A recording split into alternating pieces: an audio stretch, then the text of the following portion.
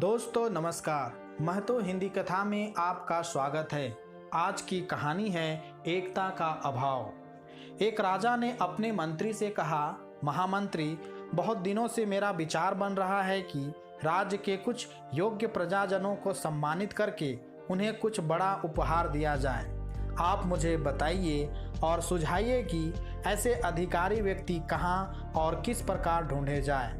इस पर सूझबूझ वाले मंत्री ने तनिक सोचकर जवाब दिया, महाराज, सत्पात्रों की तो आपके राज्य में कोई कमी नहीं है, किंतु आज सभी वर्गों के लोगों में एक भारी कमी है। वे परस्पर सहयोग करने की अपेक्षा एक दूसरे की टांग खिंचाई में लगे रहते हैं, दूसरों की प्रगति में रोड़ा अटकाते हैं।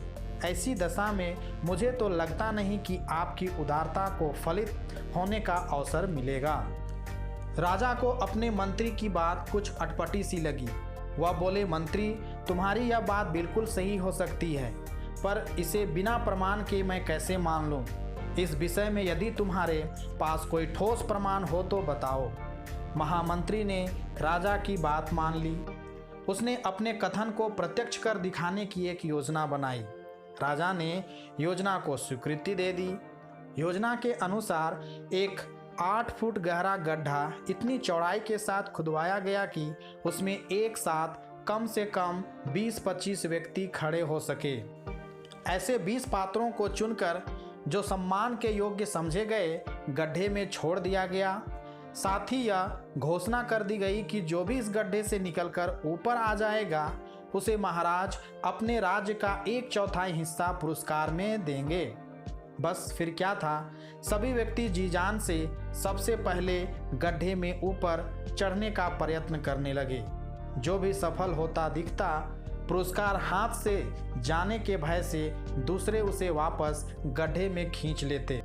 सवेरे से आरंभ हुई प्रतियोगिता बिना परिणाम के समाप्त हो गई। पुरस्कार किसी को नहीं मिला। महामंत्री के कथन और लोगों की ऐसी प्रवृत्ति को देखकर राजा को घोर आश्चर्य हुआ। मंत्री ने राजा से कहा, महाराज, यदि इन लोगों में एकता ही होती तो सहारा देकर किसी एक को ऊपर चढ़ा सकते थे, परंतु वे ईर्ष्या और लालचवश ऐसा नहीं कर सके और पुरस्कार से वंचित हो गए। यह कहानी हमें सिखाती है कि एकता का बल सर्वोपरि है। एकता में अटूट शक्ति है जिसे कोई भी आसानी से तोड़ नहीं सकता। एकता के बल पर मुश्किल से मुश्किल कार्य को सरलता से किया जा सकता है।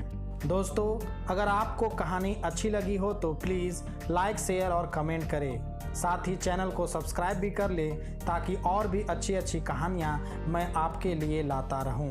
धन्यवाद।